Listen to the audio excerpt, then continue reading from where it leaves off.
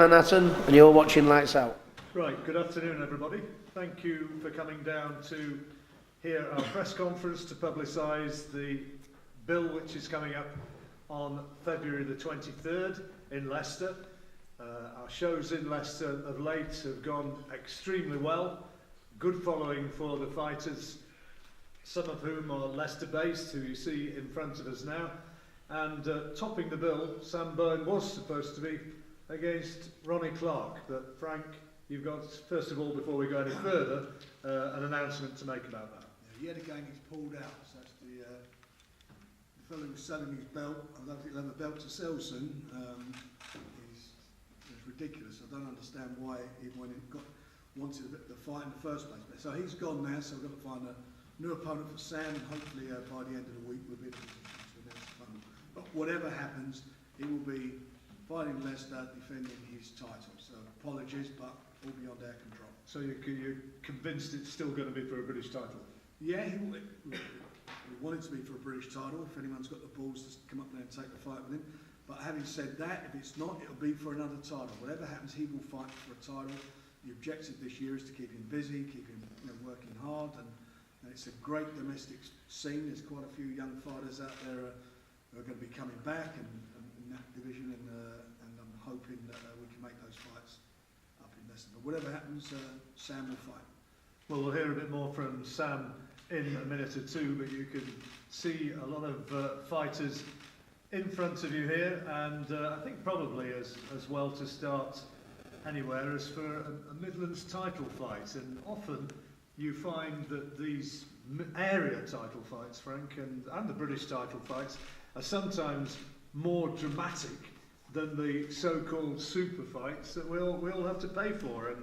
And on here we have CJ and Kyle Haywood, which are on paper is a tremendous fight. Two undefeated fighters.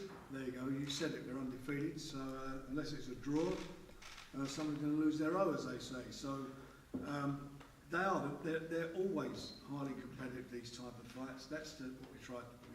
That's our philosophy in making these undercards, making real competitive fights on the undercard, and this certainly is one.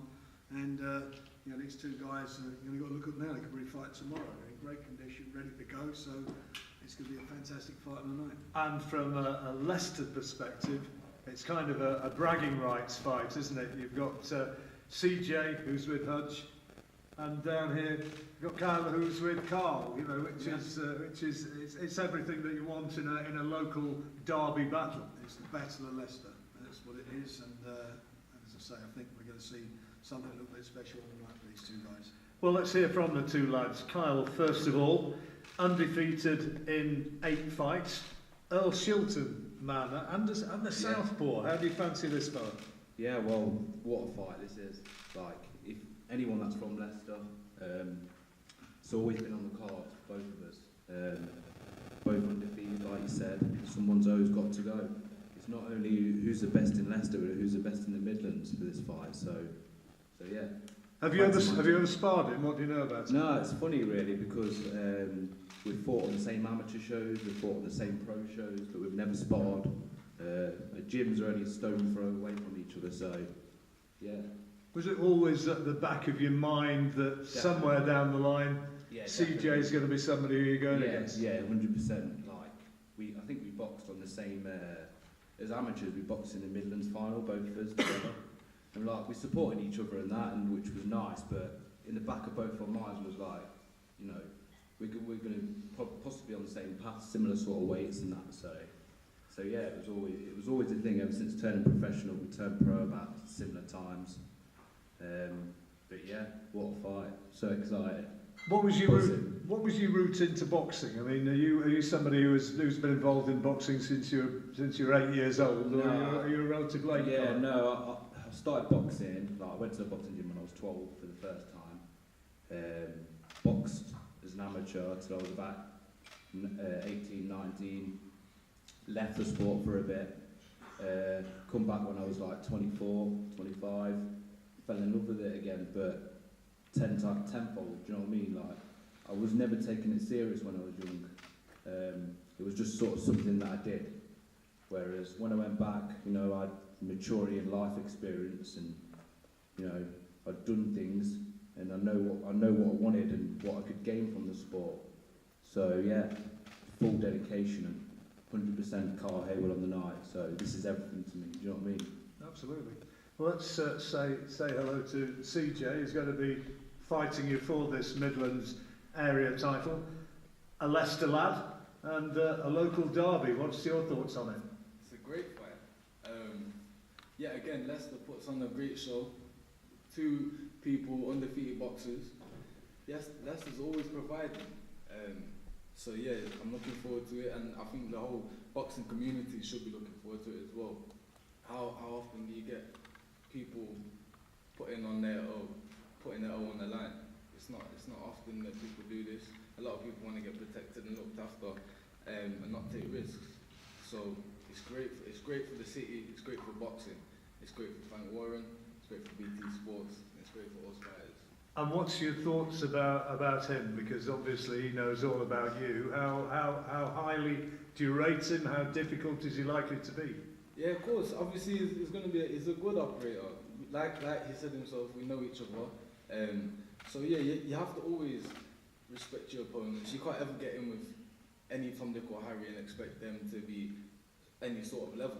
You have to always prepare for the best and expect the best. And then on the night, you pull it out of the bag.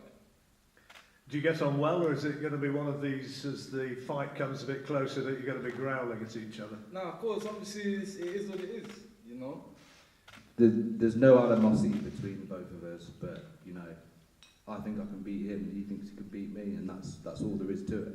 It's nothing personal. The last time we had two people here who were saying that sort of thing, I think was Josh Warrington and Carl Frampton. And look at the first 2 rounds we got there. Sometimes you don't have to have people throwing tables at each other for it to be a big fight. That's it. You know, like he says, you're not in this sport if you don't think you can beat anyone. If I was to be sat here or he was to be sat there saying that the other thinks he was going to win, something's not right there. You know what I'm saying? So yeah, everyone says the right things. It's just on the night you turn up, do your job. Everyone thinks they can win. So tell us a little bit about life in Hudger's gym up there in Leicester and the sort of atmosphere that you've got in there. Because I know when you talk to him, he talks about it's almost being like a family atmosphere. Do you feel that? yeah, most definitely. Every day is different. Like, you could not write a formula for the gym. Every day is different. You don't know what to expect when you walk in the gym. You sometimes you come out of the gym thinking, what the hell have I just done? But the chemistry between everyone in the gym is amazing. It's just filled with love. It's a great place to be, and I actually think it's a great breeding ground for success. And I hear that there's a former world champion, Chris Pyatt, who's in there passing on a few tips now as well. Yeah, you know what? It's amazing to be around such pioneers of the sport in general, let alone for our city. It's great to pick up little bits of knowledge here and there. There's little things, someone that's been so high and so far in the game, there's little things that you don't know.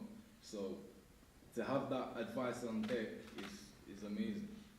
Well, we look forward to what on paper is going to be a very, very level fight indeed. Now, next to Kyle there, we've got Sam Maxwell, who's also on the bill.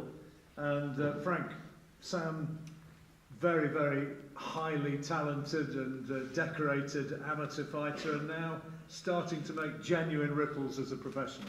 He is, and I think this year's going to be his year. He's been quite patient since he's turned pro, but now it's all about stepping up, and he wants to step up. He's ready to go. I think he's one of the most exciting talents in the country, and he's still a young man. And I'm looking forward to him seeing him in Leicester, and he will be busy this year. And if he's not got some sort of title, meaningful title, or a belt around his waist by the end of the year, I'll be very, very surprised. Undefeated in 10 fights, yeah, and he's looking good every time. Yeah, knocks 8 of them out, stops 8 of them. So he can punch and he can box, and he's nice to work with. Sam, how happy are you so far with the way your career's going?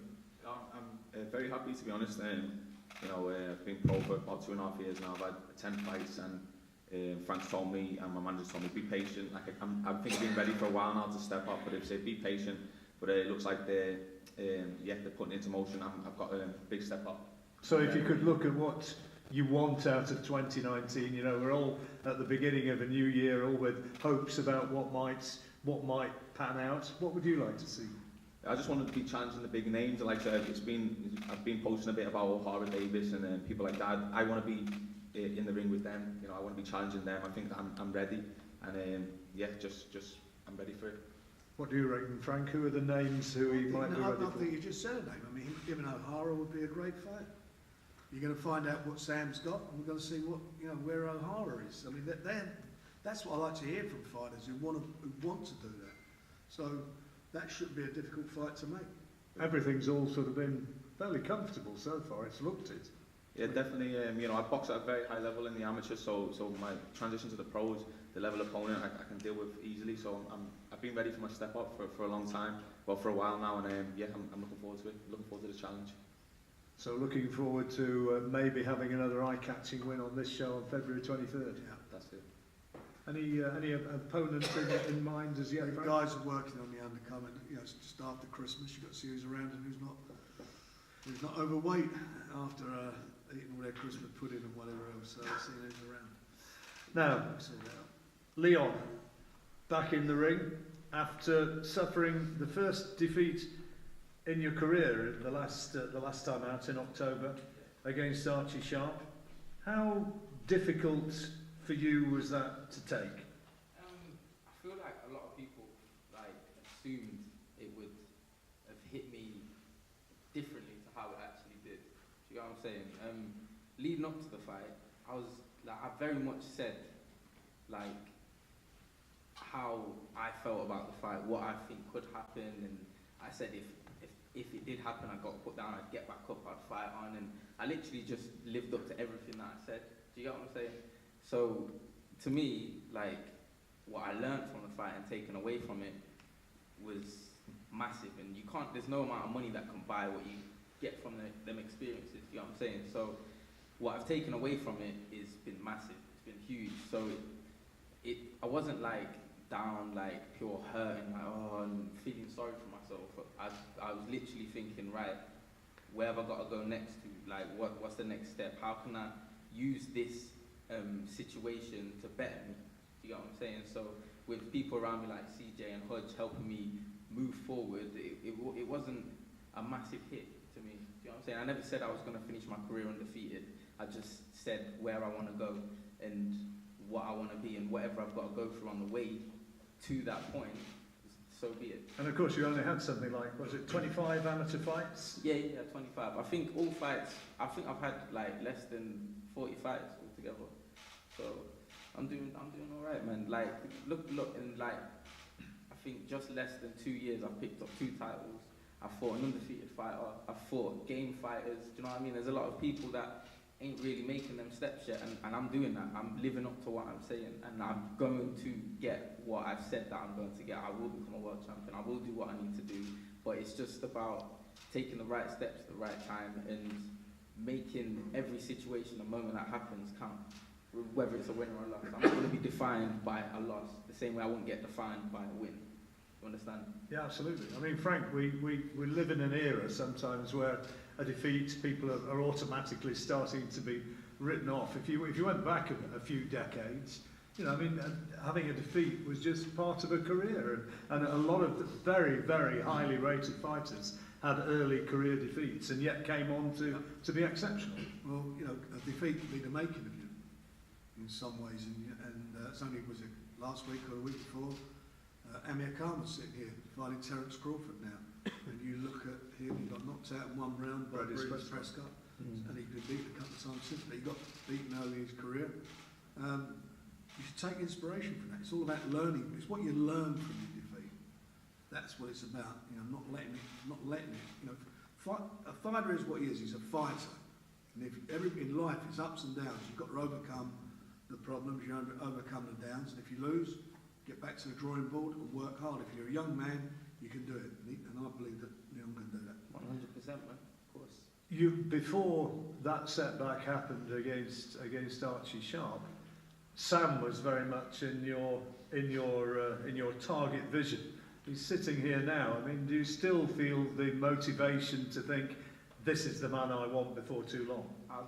Let me tell you something. There's not one single particular person that's in my sights. Anyone that stands in the way of what I want to get to, that's my target. And I'll bowl them over to get there, whether it takes my first attempt or second attempt. I will get through them and get to where I need to get to. So whoever's in the way, that's my target. I ain't gonna like fixate on one singular person because that's a bit weird. But to say that you're top dog in your area, that surely would be a special thing, wouldn't it? If he's there and he's in the way of where I want to get to, then yeah. Do you know what I'm saying? I'm not targeting, I'm no one. Like, whoever's the best at the time, or whoever I need to fight at the time to get to where I need to, that's what I want to fight. That's what I'm interested in. And if that fight were to happen, Frank, I mean, that would be Great a fight, wouldn't it? very marketable one. Fantastic fight for Leicester. So, you know, Liam, get yourself back on track, and then that's something we can visit later this year. How highly do you still rate the lad? I mean, I know very early in his career, you sort of earmarked him and highlighted him as somebody who, in your opinion, was special. Yeah, he is, and I think he's got all the attributes. You know, again, it's all about sometimes the amateur experiences that you've had. And he's not had a tremendous amount of amateur experience, but he's now getting experience, and he's working hard. And I still believe that he can do it. I believe he has a great opportunity, which we'll provide for him, to prove that he can do it. You know, it's been such a game changer, such a good division. You know, you've got, you know, with Sammy, you've got also Zelfa Barrett coming back. There's a few of the other young guys there. There's some great fights to be made. Some really good quality fights that I believe will be, great for the fans to watch. Now, what about Sam? How good do you think he is? Because I know Carl, for years, he's been bending anybody's ear who cares to listen about how talented he is. How highly do you rate him? Well, he is talented. In his last fight, he was excellent. I mean, he put a foot wrong and done the job, and done it in style, and that's what it's all about. He stepped up to the plate. He had the opportunity there, grabbed it with both hands, and that's why he's sitting where he is now. Got the British title by stopping Maxie Hughes in April last year, and then beat Cabral in October. Yeah. But I mean, it's must be, Sam, frustrating, having been looking at fighting Ronnie Clark, that now that's not happening. Yeah, it's at this point, because obviously we only found out yesterday. Training was going well to fight on it, and it was going to be a brilliant fight. He's come forward strong, aggressive fight. He proved that when he boxed Alpha, and that would have made a great fight with my style as well, because we're very similar, both come forward, so there wouldn't be much chasing now. We're literally toe to toe, good scrap. But no, it's very disappointing that he's pulled out. I don't know his reasons or why, but like I say, potentially we've got bigger and better opportunities now coming our way. You had an injury yourself, which kept you out at the back end of the year. What was it? A rib injury? Yeah, damage on rib in sparring. I think it was a muscle come away from the rib. Like I say, got hit with a body shot. Who was that you were sparring? David Ava, where we were supposed to box Josh Kelly. Yeah. I mean, extremely good sparring partner, tough, extremely strong. It was just after the sparring, I was just in extreme agony. I struggled to drive home, left it a few days, went doctor, and they said that what you've done is, because I wasn't winded in the sparring, it was weird, it felt like I'd been stabbed. Like I said, extreme agony after, and they said it's more than likely you've possibly cracked the rib, or they said the muscles come away from the rib. So they refused their X-ray. I booked in private at Nuffield, and they rang me and said there weren't an X-ray, suspected damage rib.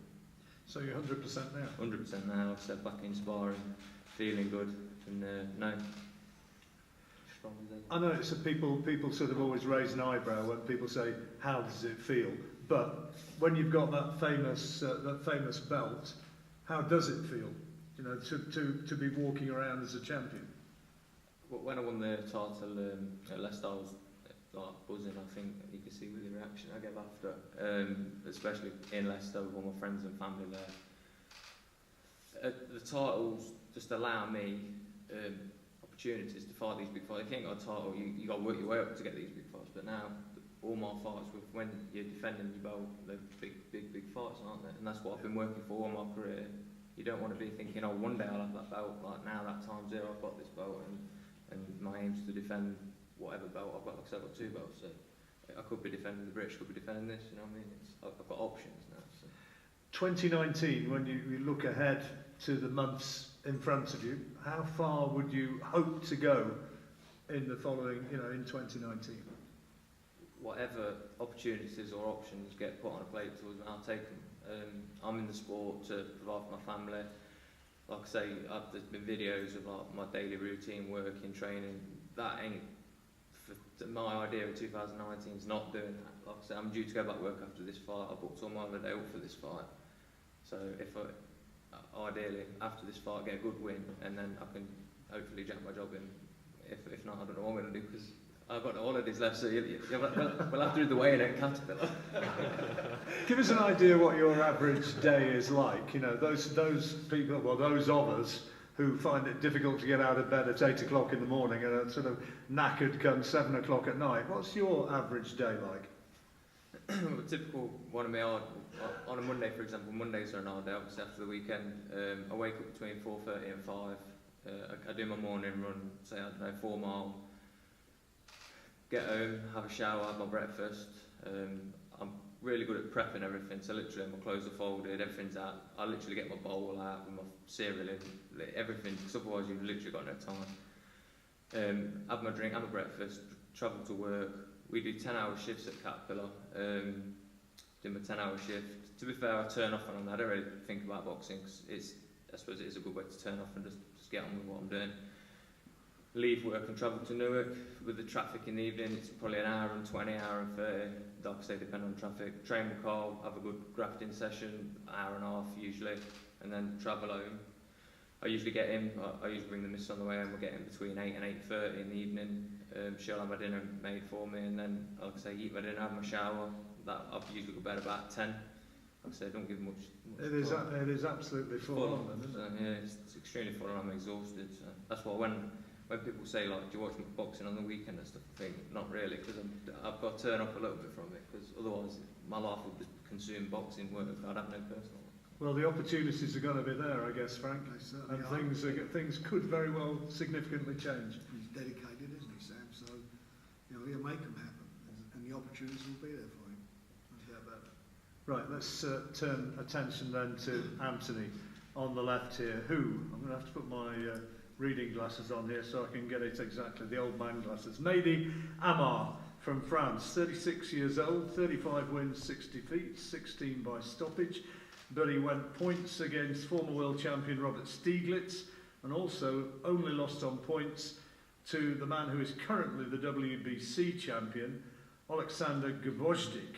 This is Mehdi Amar, and Gvozdyk has since been the man who has pretty much ruined Adonis Stevenson. So this is a real fighter, Frank. Yeah, it's a step up the game for it, but that's what the plan's always been with Antony. Sunday and I have a lot of discussions about what fights we want to make and making the right fights for him. And I hope this is going to be a fight for him. If he stops him, that's going to be a massive statement, because the other guys didn't stop him. So it's for him, he's a tough opponent, and he'll get the best out of Antony. There's no doubt about that. Antony, you've got to remember, last year he finished on a low. He's supposed to have been on the undercard of Tyson and Wilder, and all that nonsense and crap that was going on with the local commission and that there stopped it from happening, which was very frustrating for everybody concerned, more importantly for Antony. So he wants to make sure this year that he's busy and he's getting the fights that and getting into a position where we talked about and discussed, and making it happen. Making it happen being a world title fight at some He's stage number before one. too long. He's ranked number one by the WBO, and that fight takes place in a couple of weeks' time, doesn't it? The rematch between Kovalev and Alvarez. Yeah. Sorry, Alvarez. Yeah. Yeah, Alvarez. Sorry, Alvarez. Yeah, and potentially that would be the winner of that one would be in the target. Well, we're looking at. I mean, the WBO at the moment are talking about putting the fight out. We'll let's get this one out of the way, then we'll sit down and go through it and see where we're at. But that's what we talked about for him. They're the sort of fights that he wants. I'm sure he can tell you that himself. Well, let's ask. You've got this guy coming up in front of you. He's got a good record, certainly on paper. He's been in with some very, very tough men. How close are you now to actually being where